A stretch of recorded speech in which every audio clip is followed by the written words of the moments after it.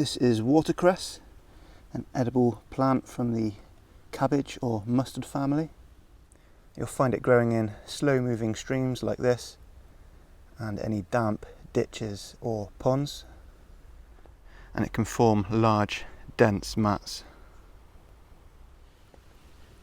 It has oval leaflets that grow in an opposite arrangement and then a larger terminal leaflet, and it has hollow stems that float on the water. And another important identification feature, it's got a strong peppery smell when you crush the leaves, just like cress. It has small white flowers with 4 petals in a cruciform or a cross.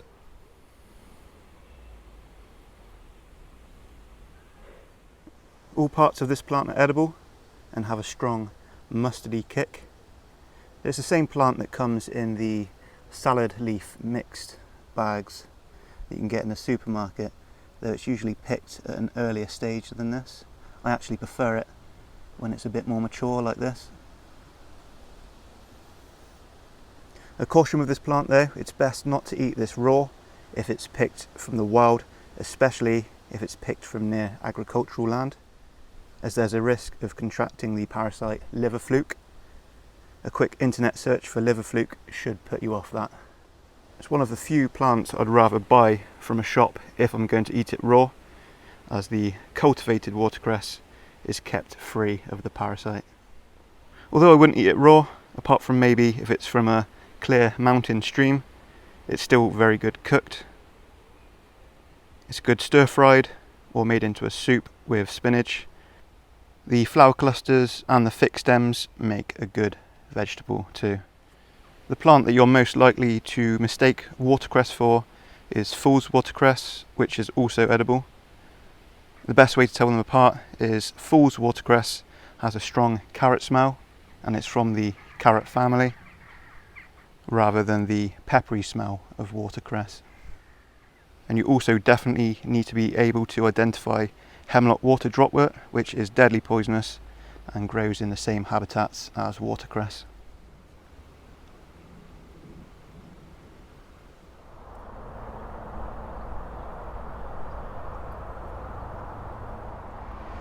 This is Guelder rose, Viburnum opulus, a shrub that's native to the UK and can grow up to around 5 meters. It can be found along roadsides, in hedgerows, in urban parks and woodlands. Its berries are edible but need to be cooked. They're mildly toxic raw and can cause a stomach upset. They've got quite a strange stale smell and they have quite a sharp taste similar to cranberry. They're really high in pectin, so they're good added into jams and jellies to help them set. So the berries are bright red and form bunches.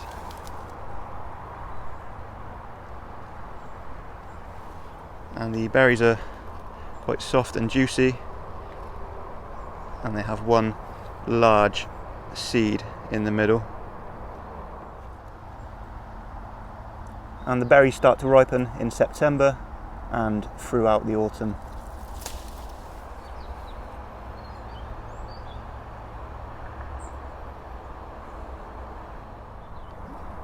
The Guelder rose, the leaves grow in an opposite arrangement. There you see 2 leaves grow from the same point on the stem, and the leaves have 3 lobes. 1, 2, 3.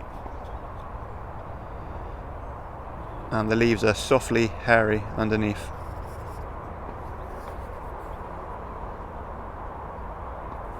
So through the autumn, the leaves start turning red.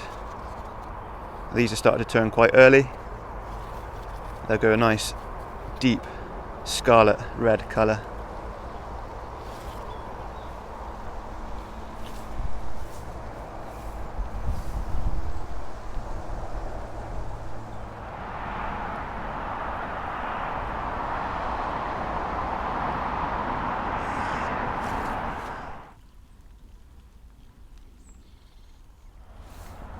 Now is a good time to be collecting sloes, the fruits of the blackthorn bush.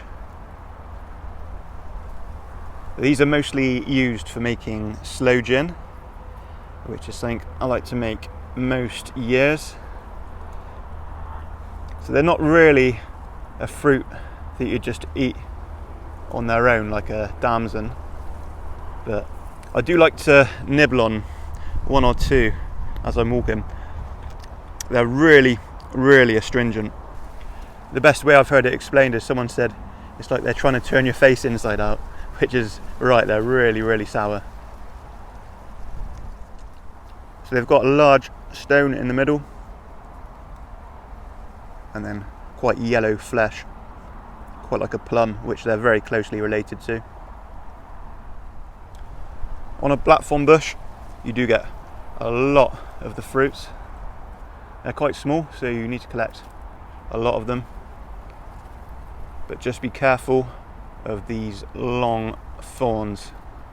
They're really sharp, and the bush is absolutely covered in them. It's where it gets its name from, the blackthorn. I have done a video in a bit more detail of how to tell apart sloes, bullaces and damsons. The damsons are quite a lot bigger. The sloes are the smallest, and the fruits are round. Just up this hedgerow a bit, there's a bullace, which I'll show you as well.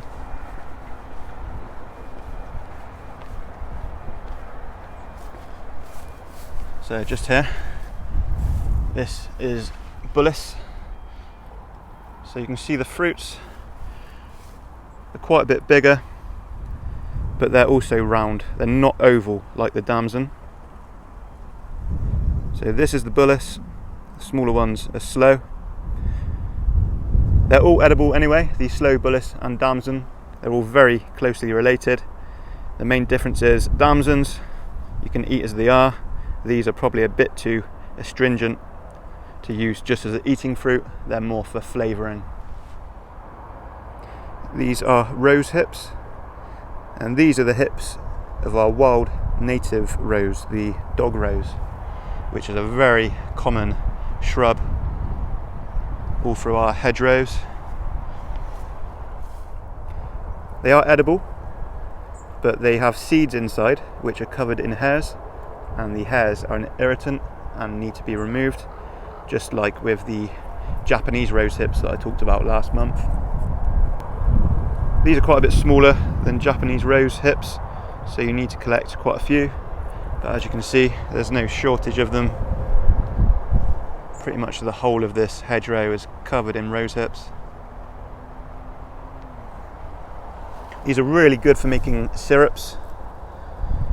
Apparently in World War II, when there was a shortage of vegetables, all the kids went out picking these to make syrups because they're really high in vitamin C and other vitamins.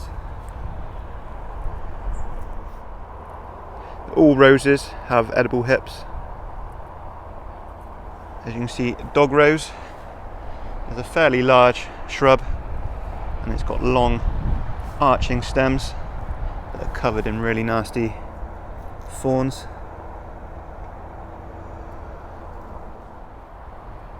There's a real abundance of food in our hedgerows this time of year in the UK. So I've got all these rose hips here. I was collecting the sloes and bullaces from this side.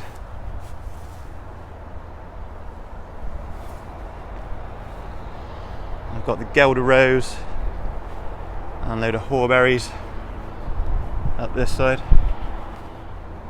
Now, haw-berries I talked about last month, but I just wanted to include these because these are some of the biggest haw-berries I've ever seen. The good thing about these ones is they've also got a really small seed in the middle, so it's mostly flesh.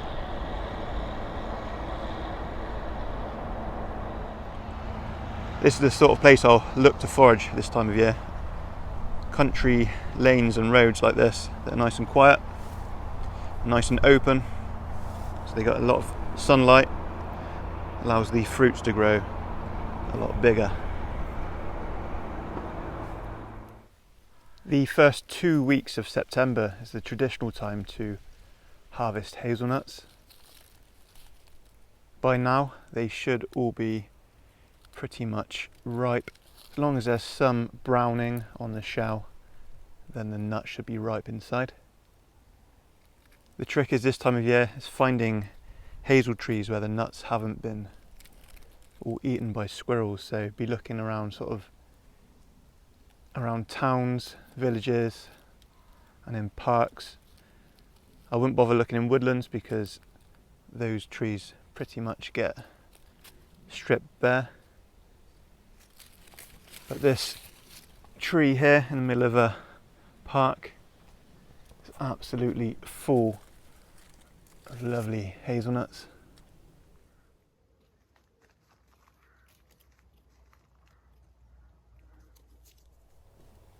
Hazelnuts are pretty easy to identify. There's not really much you'll mistake these for. If you see, the nut is surrounded by a papery bract. If you're not totally sure on how to identify the hazel tree, then check out my video on common trees of the UK. I'll leave a link in the description of this video. So what I'll do is just collect up a nice amount of these nuts, and I'll usually take them home and give them a few days on the windowsill just to ripen fully. And it's a good idea to take them out of their bracts like that. So if you find they don't come out of the bract very easily, then they're probably not quite ripe. But these ones are. You see how easily that comes out?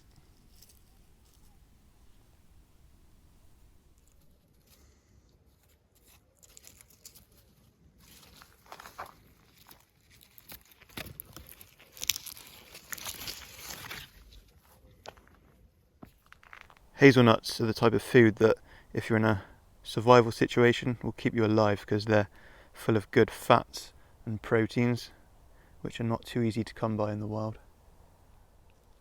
But they're much more than a survival food. They're really tasty.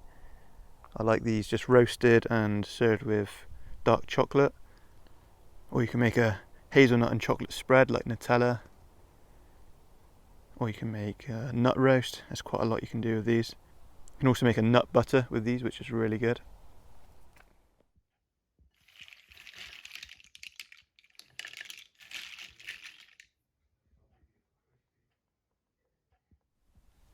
These are field mushrooms, Agaricus campestris, a really tasty and common edible mushroom. They're very similar to the closely related mushrooms that we can buy in the shops, like the chestnut or button mushrooms or portobellos, which are all types of Agaricus bisporus, and they all taste very similar to field mushrooms. So field mushrooms grow in open grasslands and pastures. They have a long growing season, but are most common this time of year, especially about a week after a good amount of rain. The mushrooms start out spherical when very young, looking very much like the button mushrooms we buy in the shops. And as they mature, they flatten out. The caps are white and can be slightly scaly, especially on older mushrooms, and can grow up to around 10 centimeters across. The cuticle, or the skin on the cap of the mushroom, hangs over the edge, and this is a good indicator of a field mushroom. The gills start off a dark pink and then go dark brown to black as the mushroom matures. The gills are crowded and they are free, meaning they're not attached to the stem. The stem has a white ring. Usually only traces of this ring remain on more mature specimens, and the stem is smoother above the ring and rougher or scaly below. It has a white flesh that can sometimes go a bit pink when it's bruised, and it has a mushroomy smell just like the shop-bought mushrooms. There are many types of Agaricus that look quite similar. It's a fairly safe family for foragers with mostly good edibles, but the one Agaricus you need to look out for is the yellow stainer, Agaricus xanthodermis, which looks very similar, but the way you tell it apart is to scratch the mushroom either on the cap or right near the base. A yellow stainer will instantly turn a bright yellow, and the yellow stainers will also have a nasty chemical smell, whereas field mushrooms will have a pleasant mushroomy smell. So I've done a video on how to identify yellow stainers in more detail, which I'll leave a link in the description. Field mushrooms can be used in pretty much the same ways as shop bought mushrooms, but they do need to be cooked. I've seen a lot more mushrooms about recently. With all the rain we've been having, we should be going into mushroom season now, which is my favourite time of year.